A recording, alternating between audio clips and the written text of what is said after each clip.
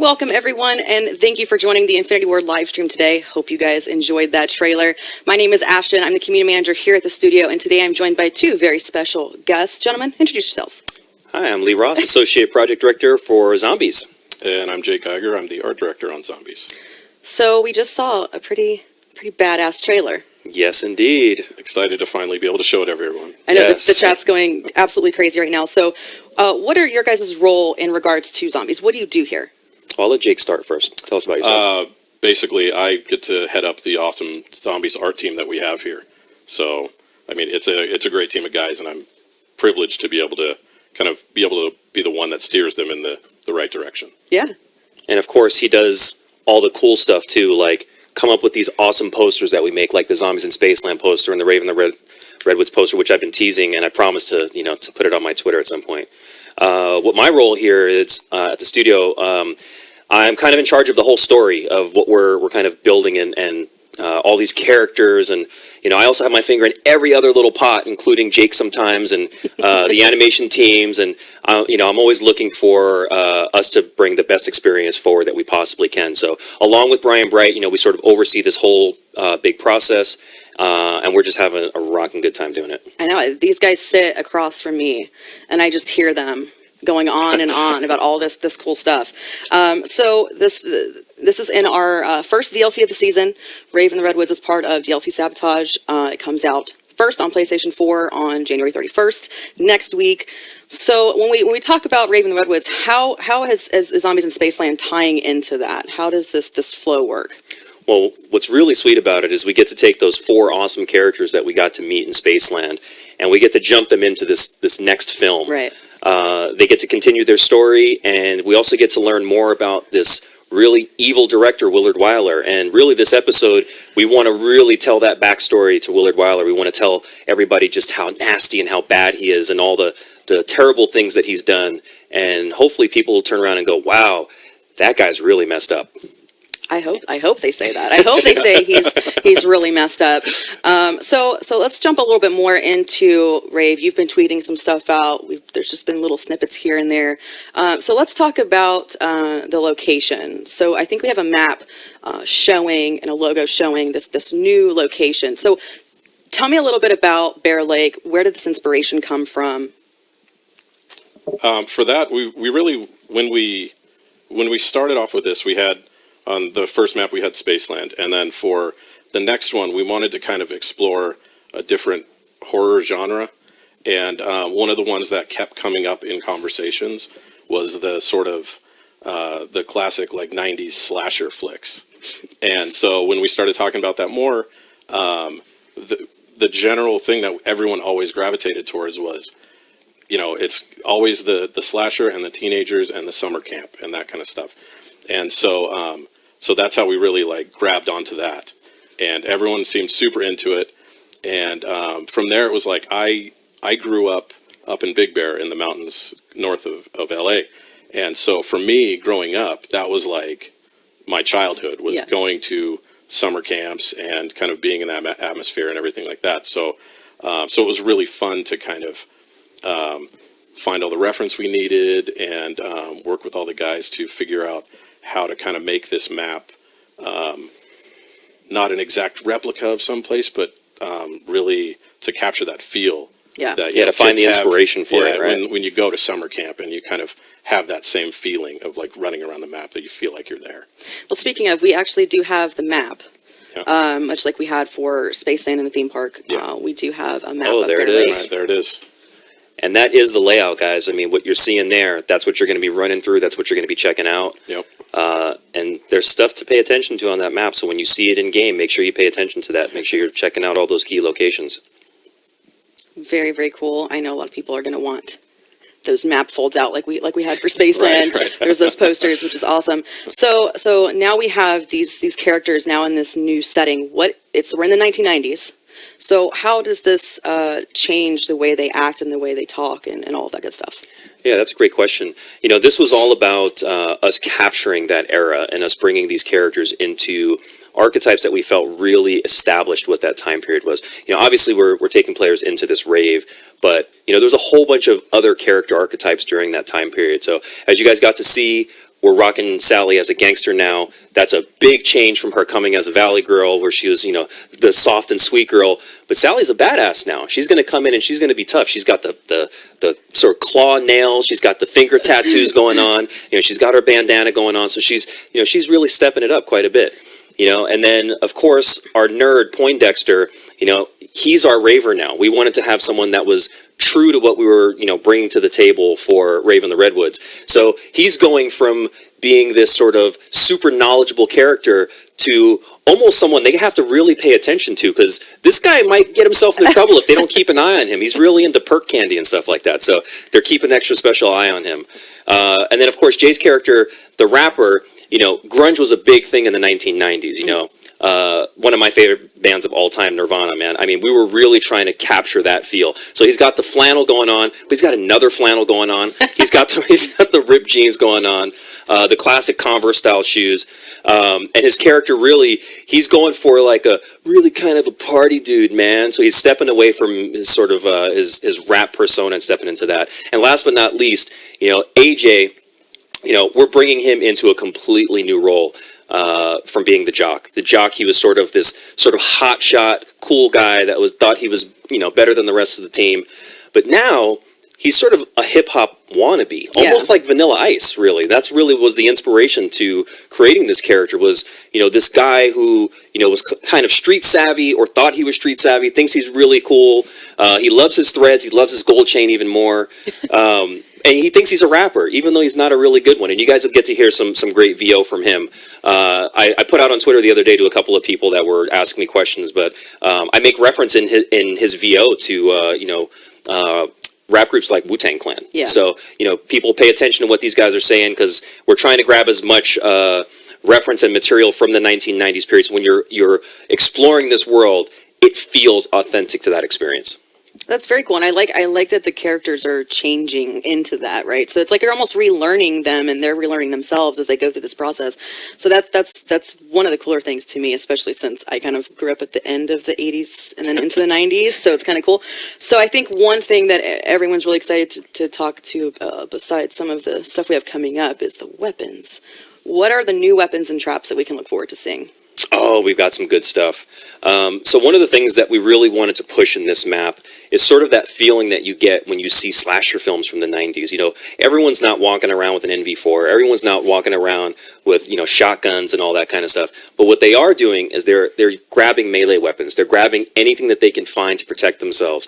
And so as you got a chance to see in the trailer, our cast of characters are getting a machete, they're getting a golf club, they're getting a spiked bat, they're also getting a double-sided axe, which is super awesome. So we really wanted to push that melee aspect of combat, and players will get to actually experience that very early on in Rave in the Redwoods. One of the things I really want folks to know today is that you're going to spawn in with nothing in your hands. There is no pistol. There is no knife. There's nothing. So you're immediately going to have to find something right away and protect yourself. Fists aren't going to get you very far. Oh man, I think we actually have two of the weapons to show. There's one of them. Ooh, that weapon looks really cool. I will say it's going to take some serious work, guys, to get that pretty thing in your hands. So keep your eyes peeled for all the little secrets and Easter eggs that we've buried, because man, we've buried them hard. But you can definitely find these things, and they do some amazing things to the zombies. Ooh, awesome! I love the paint job on them. I think that's awesome. So this is called Rave in the Redwoods. So let's talk about the Rave mode. So what is it? Why is it? What made you guys want to make this, instead of just leaving it as like this dark, ominous cabin in the woods? What was the decision to have Rave? Well, I think Rave Vision is what we're calling it, is sort of, it's the stark contrast to the experience in Rave in the Redwoods. You're walking around this really dark, gloomy, abandoned campsite, and then you jump into Rave mode, and all of a sudden everything is hysterically colored and bright and just super neon. And it's really an exciting experience to go from this darkness into this bright world. But unfortunately, when you go into Rave mode, we make it a little more intense and a little bit more scary. So that guy that we've talked about, the slasher, he's in Rave mode. And every time you step into Rave mode, that guy's going to be there waiting for you. He's going to be, coming out and giving you just a little bit of a hard time. You guys getting a chance to see his concept here. One of the really cool things about the weapon he's carrying in his hand, and you actually get to see it in the trailer as well, he loves to grind that across his metal mask so that he can, create sparks and sort of really freak the player out. I mean, who really wants to rub a chainsaw against their face? The slasher. So I think we've got his Rave more concept. Ooh. So this is another version of the slasher that you'll get to see. And there he is all raved out. As you can tell, that guy's much bigger. Yeah. Much bigger. So there is a way to sort of transform the slasher into sort of a super version of himself. We're going to be seeing a lot on social media, I think, Oh, yeah, I think so. right after this. So one thing I think some people picked up on the trailer was the music. Can you give me a hint or a little taste of what we can expect? Yeah, so, we want to stay true to the theme of it being a rave. Now, this is unlike Spaceland, where there's a PA system everywhere and there's a DJ who's, cranking out tracks. But when you're in the rave area of the map, we want to have, tracks spinning up that make you feel like you're in a rave. So even as you begin to approach that area, you can start to see the lights, you can start to see the sound, all sort of the feel of that experience. And you might hear things like Alien Sex Fiend that'll be rocking out there, or Crystal Method. So there'll be stuff that takes us back to that 90s period. And I have to call him out, man. Brian Bright, this guy does the music selection for all the stuff that we do.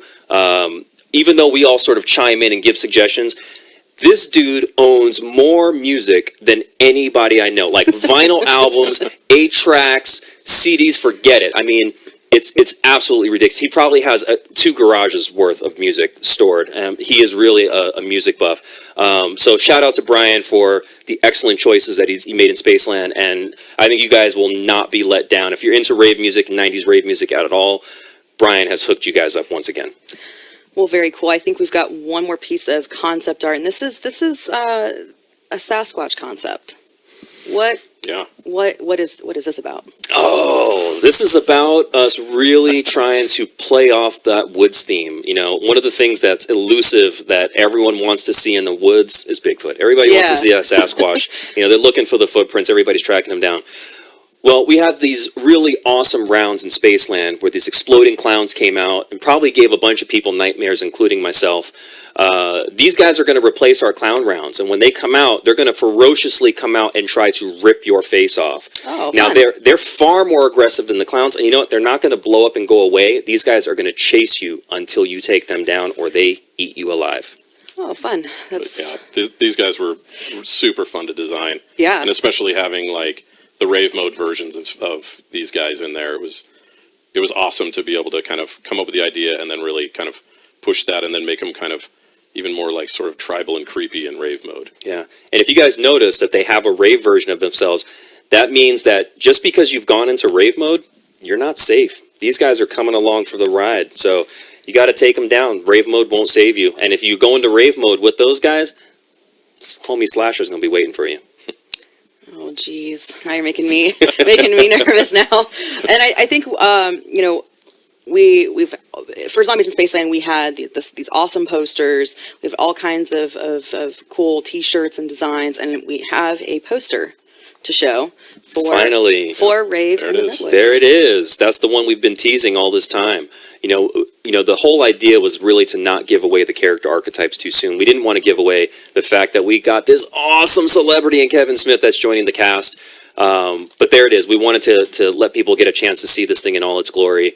And who knows? Maybe we'll find a few into people's hands. We'll never know. Possibly. We might do that. Very, very cool. Well, thank you guys so much for joining me today. As you guys know, watching at home, watching online, we have the DLC next week, the 31st, first on PlayStation 4. So make sure if you haven't grabbed that season pass yet, you do that. And I think we should go upstairs and play a little bit. But I think before we go, we've got something kind of cool. Yeah, we love you guys. So we got a little something extra for you guys that will help tell a little bit more of the story and hopefully get you guys a little bit more pumped because Rave in the Redwoods coming soon. Bye, guys.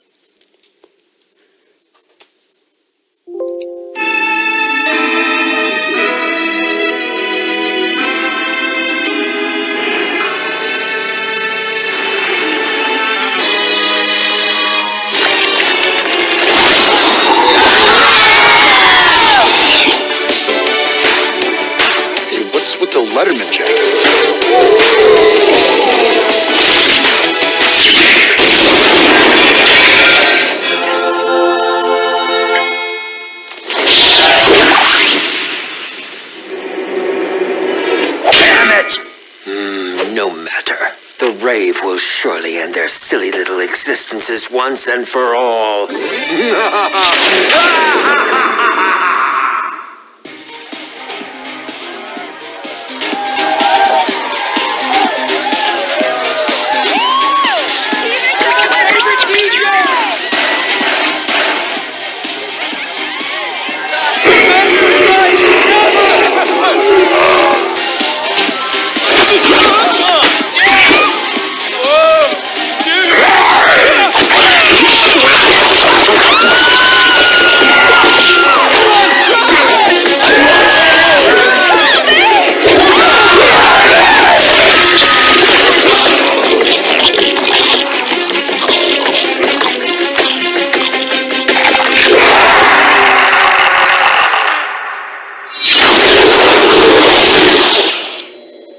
No!